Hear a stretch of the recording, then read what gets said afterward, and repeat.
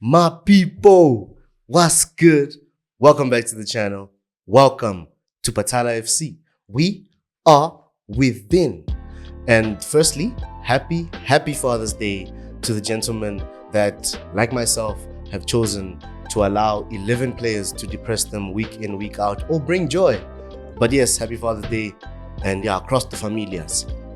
Euro has been lit. So far, so good. I didn't expect Spain to cook Croatia like that. Luka Modric looking dicey there. But yeah, just a few points. I did say Germany are going to win it. Germany, boom, that opening, woo! Scotland just went ready, I feel, for Musiala's brilliance. But we're here to talk on Chelsea, and the transfer window remains open. Fabrizio Romano's story tabs remain in the 20 plus. The man is busy. He's on that phone. But Chelsea, questionable.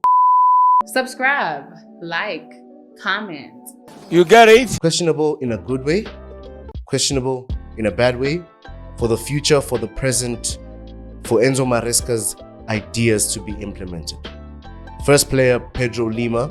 Pedro Lima is a fullback. We were battling apparently with Real Madrid for the signing of this player. We've signed him from Sport Recife, if I'm saying it correctly, from Brazil. He's a right back.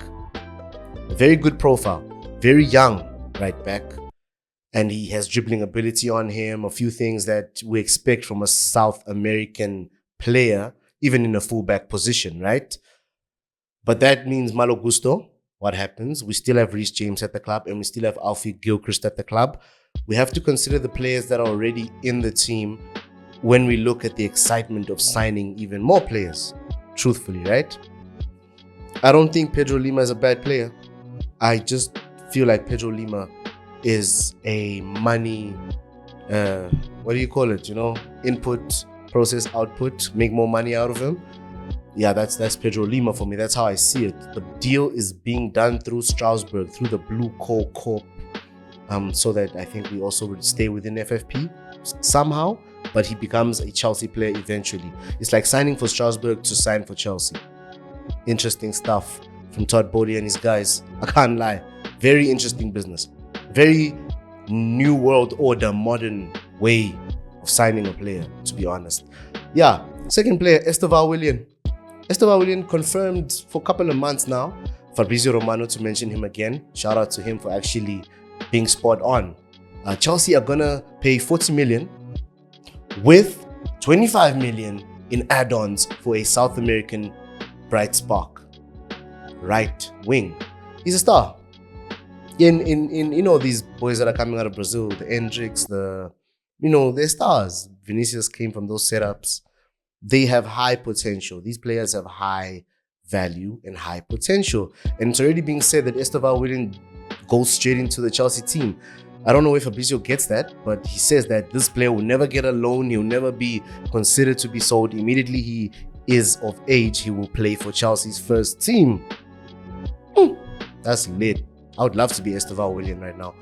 But yeah, there's that. I think maybe we might have said that to him to seal the deal so he doesn't get pulled by other clubs wanting to sign the player. Third one, Michael Olise, not confirmed to be a Chelsea player. Michael Olise is a right winger. We just spoke about a right winger in Estevao Willian who will be coming and is certain to be a player in the squad. Let's not forget Kendry Paez. Kendry Paez is a right winger of sorts. I don't know, Cam / right winger. These players play in similar positions. There's still Cole Palmer at the club that drifts between both positions. But Michael Olise, for me, when I think about him, I look parallel and I think about Noni Madueke's career. And why would Noni Madueke gun to remain a Chelsea player when Chelsea are gunning so aggressively for Michael Olise? I don't think Madueke is so bad that when Olise arrives, we just phase Madueke out. And we're not looking to sell Noni Madueke. As a Chelsea fan, I appreciate Michael Olise. I understand his quality. He's a free kick specialist.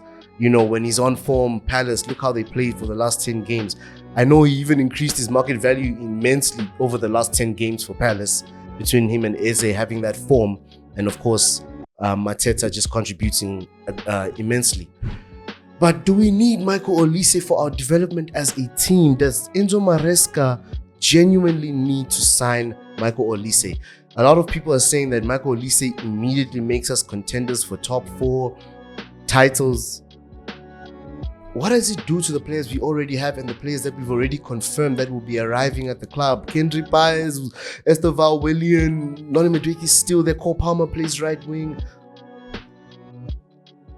I don't know if we should be this aggressive in trying to get Michael Olise at the club, because is Olise signing to be on the bench? No. So we rotate him and Noni, or there's a system change to accommodate both? I doubt it. So yeah, next one, we move. That one was a bit frustrating. Levi Colwill is confirmed to be staying. I love that. I love that Colwill's future or near future, his development as a player will be dictated at Chelsea. I appreciate that at minimum. At minimum, the best of Levi Colwill will be seen in a Chelsea shirt. Up to this point in his career, we're still speaking about his loan spell at Brighton, where he played so well for Brighton. I would love him to have a full season where he shines, shows himself to be a quality defender at his boyhood club. So the confirmation of him staying is great stuff. And then Conor Gallagher remains tentative. Conor Gallagher, will he be at Chelsea next season? I don't think so still. We remain open. We want John Duran. We would love to sign John Duran as our striker from Villa, but we're not willing to negotiate Gallagher as part of the deal. I think we're going to have to, at some point, fold if we're going to keep gunning for Duran and being as aggressive as we've been with the Olise deal, if it gets to that point, right? And then Gallagher might easily leave. Broya almost basically confirmed to be leaving. Not sure of which club.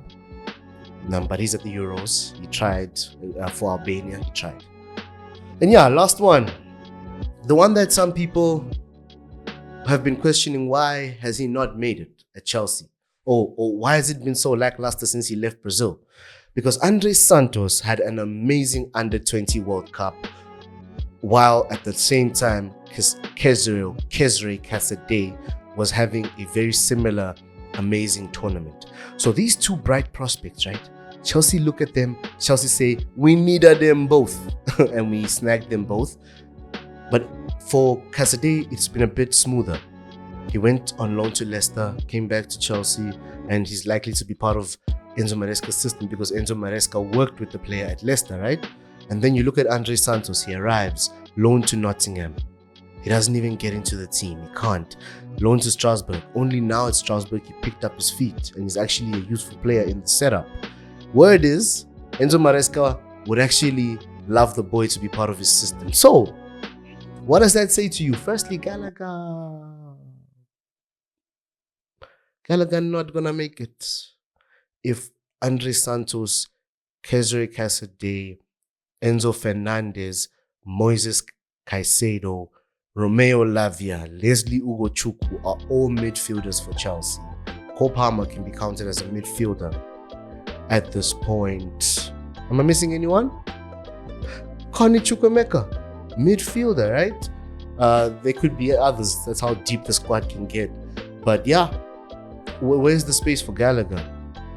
Unless you say Gallagher in and someone else out. Doesn't seem like Chelsea are keen to sell Gallagher, actually, to end on that point. I think we need to respect him as a captain in the team, as a leader in the team, and try our best to keep him. But I'm not convinced we will keep Gallagher. But let me know your thoughts on all these transfer news things. You know, Chelsea are always entertaining. That's what I've learned, guys. Chelsea as a club are the great entertainers on and off the pitch. And, you know, when you love the club, you're going to just talk about it. So let's get it, y'all.